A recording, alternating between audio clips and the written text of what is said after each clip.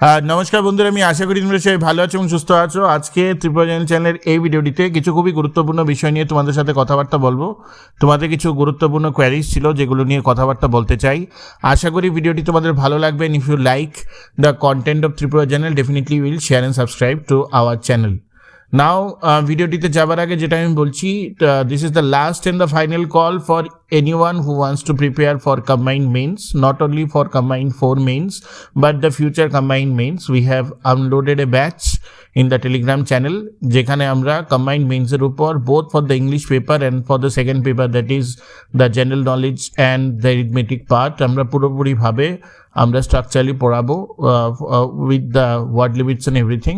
So যারাই তোমাদের মধ্যে ইন্টারেস্টেড আছো to prepare for the combined mains, whether you are preparing for combined 4 mains or you will be preparing for future combined as and when they come, or you want to have an understanding of how TPSC main works, তো তোমরা কিন্তু definitely join করতে পারো। I will not be able to enroll you after 1 month time. Today the batch is started. I can at least give you a time of 7 days. আমি কেন এই জিনিসটা বারবার তোমাদেরকে বলছি, থ্রু আউট দ্য ইয়ার আমি শুধু কমেন্ট সেকশনে শুনছি যে স্যার এই ব্যাচ শুরু হয়ে যাচ্ছে, ওই ব্যাচ শুরু হয়ে কবে হবে। আমি তোমাদেরকে বলছি যে ডোন্ট ওয়েট ফর ব্যাচেস, যেটা সামনে আছে সেটা নিয়েই স্টার্ট আপ করো। I have an understanding how to deal with the things. Slowly জিনিসগুলো তোমাদের গ্রাসপে চলে আসবে। তো without further ado, we will start with the queries that you have put. Very important queries, I feel. That's why I have come up with this video. তো প্রথমত আমাকে একটা সেট অফ এক্সপিরিয়েন্স বারবার পাইপলাইনের কথা জিজ্ঞেস করে, পাইপলাইনের কথা বলে এবং বলছে যে sir over the last 1 or 2 years what we have found out is that আপনিও যে পাইপলাইনগুলি বলছেন সেগুলো ডিলে হয়ে যাচ্ছে। What exactly is happening in the Tripura recruitment scenario? দেখো, right now today is I think 11th of March. And we will have an entire budget session from 13th of March to 23rd of March. And only after the budget session can I exactly tell you ke kirokom bhabe shape up korche. Keno bolchi, every year we wait for the budget session to figure out what are the key inputs that will be given by the state government. তো এবারও যে budget সেশনটা হবে সেই budget সেশনের মধ্যে we will get an indication regarding the recruitment scenario of the state, the financial position of the state. কেন financial position is important along with recruitment scenario, সেটা হলো যে আমাদের যে ফিক্সড পের পোস্টের উপর যে সুপ্রিম কোর্টে একটা এখন তো হল্টে আছে, but obviously the case is running in the supreme court against the division bench verdict. ঠিক আছে, তো ফিক্সড পের পলিসি আটকা বলতে এখন তো আপাতত যতগুলো ফিক্সড পের পোস্ট আছে সেগুলো আটকা, সোজা ভাষাতে।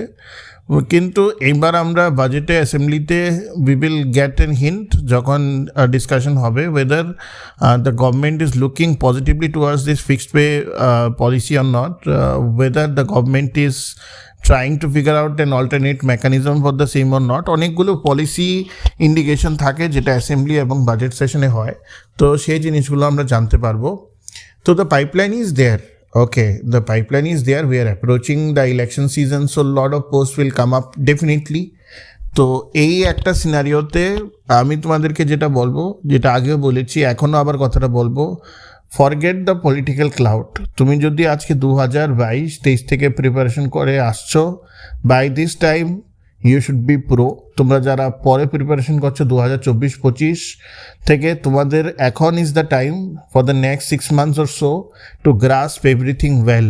কারণ by the middle to the second half of this year এরকম একটা সিচুয়েশন চলে আসবে যখন তুমি আর সময় পাবে না। যেমন এরকম এখন অনেকে হাই করছে যে আমি কম্বাইন্ডের জন্য ফিল আপ করতে পারিনি, এখন তো 61 পোস্টের জন্য কম্বাইন্ড বেড়ে গেছে। তো কী লাভ হলো? পড়লাম না আমি গত বছর, প্রিপারেশন করলাম না কম্বাইন্ডের জন্য, আজকে আমি কম্বাইন্ডে বসতেই পারলাম না। তো you need to grab each and every opportunity that comes in your way. First thing is that I create chances for my self.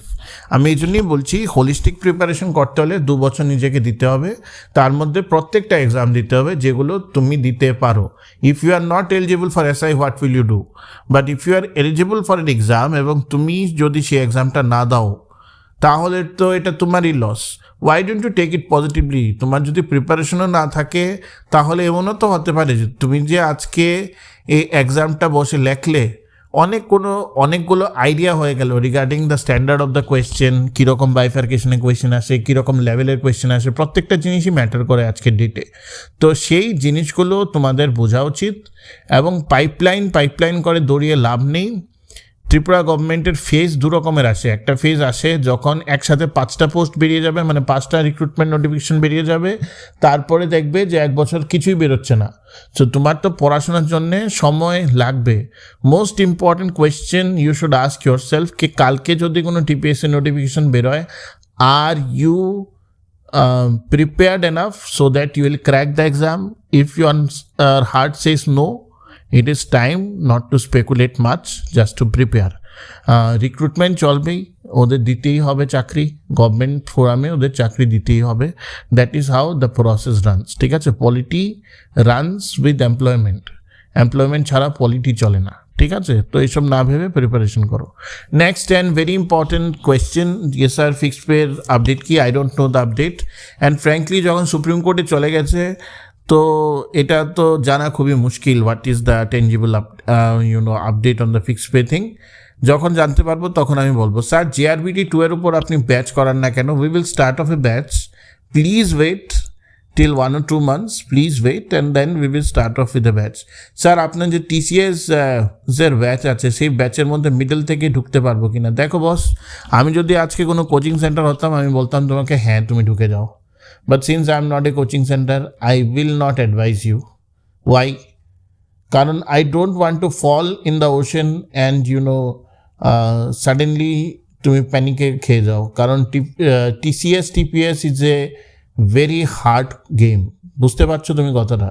So TCS TPS তোমার পেতে হলে তোমার সিলেবাসটা শেষ করার জন্যেই যে হার্ডওয়ার্ক লাগে সেটাই কিন্তু অনেকের হয় না, বুঝতে পারছো? So just relax.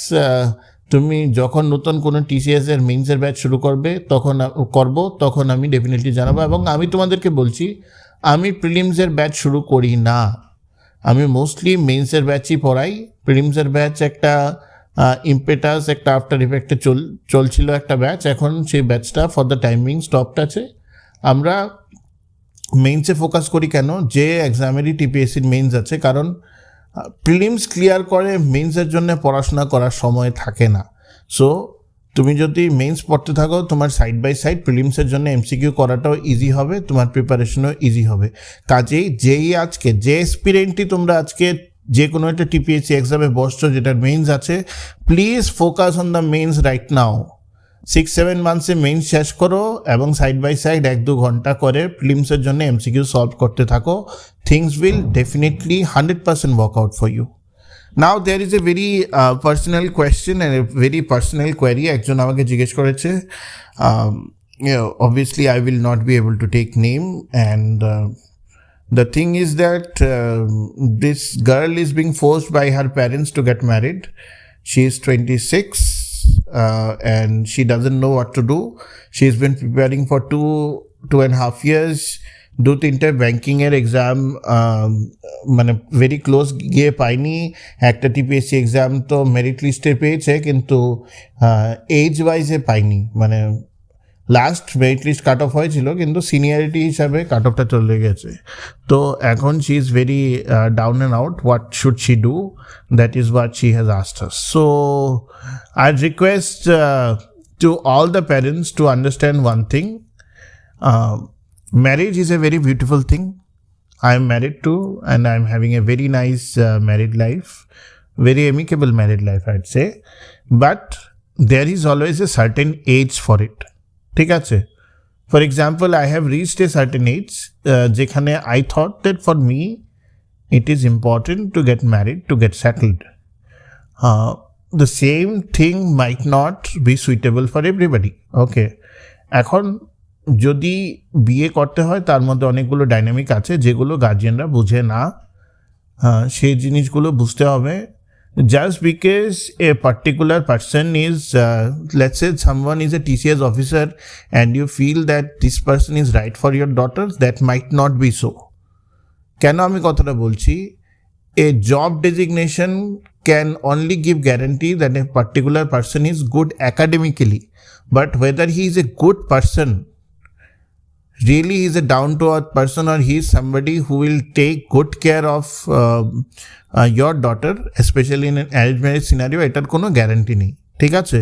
So you need to always, as parents of a female or a girl child, আমি আপনাদের সবাইকে একটা কথাই বলবো, so you need to always give them the space to choose for themselves, or to at least you should tell them ke give them some more time so that they can explore the possibility. এখন যেমন she has cracked মানে 2 mains of banking, and she has come closer to one merit list of TPSC. That means the talent is there, the consistency is there. Final merit list-এ শুধু আসার জন্য আরেকটু পড়তে হবে। তো এই সময় থেকে যদি আপনারা মেয়েটিকে পিছিয়ে নিয়ে যান এবং মেয়েটিকে বার্ডেন করে দেন যে ওর এখন বিয়ে করে নিতে হবে, what is life after marriage? It is a lot about responsibilities also, lot of commitment also. Life after marriage will not allow her to study the way she could have studied when she is single. I mean, I'm not talking about only a girl's perspective. আমি ছেলেদের কথাও বলছি। যখন একটা ছেলে 2026-এ establish না হয়ে কোনো মেয়েকে বিয়ে করাটা বোকামি, সেই হিসাবেও কোনো মেয়েরও 2026-এ নিজেকে এস্টাবলিশ করার চেষ্টা অ্যাটলিস্ট না করে কোনো ছেলেকে বিয়ে করাটা বোকামি। কারণ ইনফ্লেশন বেরিয়ে যাচ্ছে, কস্টিং বেরিয়ে যাচ্ছে। এখন আমার মনে হয় না যে একজনের, I am talking really grounded stuff now, আমার মনে হয় না যে একজনের টাকায় সংসার চলতে পারে for a middle class or a lower middle class person or a family, on an average আমি কথাটা বলছি। তো এই রিয়েলিস্টিক্যালি এই জিনিসগুলো বোঝা উচিত আপনাদের গার্জিয়ান হিসাবে। And just don't go by the rank, try to figure out whether the person যাকে আপনি আপনার মেয়েকে বিয়ে দেবেন সেটা যাতে ভালো হয়, ঠিক আছে? অবভিয়াসলি মানে জাজমেন্টে ভুল হতেই পারে, আমারও হয়েছে অনেক সময়, আমার পাস্ট রিলেশনশিপের জাজমেন্টে ভুল, সবারই আমাদের হয়ে থাকে পাস্ট রিলেশনশিপের জাজমেন্টে ভুল। লেট দেম এক্সপ্লোর ইট। আপনিও মানে 26 বছরে কোনো মেয়েকে যদি আপনি ফোর্স করে ওর যদি স্বপ্নটাকে আপনারা শেষ করে দেন, then that girl will blame you for the rest of their lifes. তো এইসব জিনিস আমার মতে করার আগে পটেনশিয়াল বোঝা উচিত, সময় দেওয়া উচিত। আর আজকাল 26 বছরে কোনো প্র্যাকটিক্যাল মেয়ে বিয়ে করে না, ছেলেদের কথা আমি ছেড়েই দিলাম। অ্যাটলিস্ট 28 অবধি তো সময় দেওয়াটা আমার মতে উচিত, if you are from middle class. তো সেটাই আমার বলবো। আমি তো কারোর পার্সোনাল লাইফে গিয়ে কথাবার্তা বলতে পারি না, দ্যাটস নট মাই প্রিভি, কিন্তু আমি একটা হোলিস্টিক কথাবার্তা তোমাদেরকে বললাম সবাইকে। তো আরেকটা কোয়েরি ছিল যে আমার এক ট্রাইবেল ভাই আমাকে অ্যাকচুয়ালি মেসেজ করেছিল। That person was telling me one very sad story K he is from a very remote village, খুবই রিমোট ভিলেজ আছে ত্রিপুরাতে, আঠারোমুড়ার দিকে। তো somehow he has been able to do schooling. His father was not very well off. উনি মানে উনি হ্যাবিটও ভালো ছিল না, he was a drunkard, and also he passed away at a very young age. Domestic অনেক ট্রমা, ফিনান্সিয়াল অনেক stability দেখে ও এখন গ্র্যাজুয়েশন করেছে, but somehow he or she is not able to মানে crack any exam, doesn't know what to do.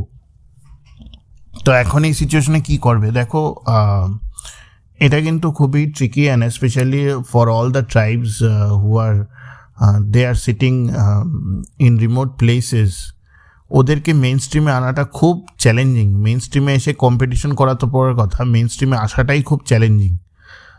এবং যে সিচুয়েশনটা ও বলেছে, আমি গ্রাফিক ডিটেলস দিতে চাইছি না, I must salute that person for finishing the graduation among all the odds. So that itself is an achievement. According to me, আমরা আগরতলায় বসে এটা ভাবতেও পারি না what is the level of struggle that person might have gone through for doing a simple graduation. তো ভাই, তোমার মধ্যে অলরেডি জিনিসটা আছে, you are already a fighter, you are already an achiever in life, ঠিক আছে?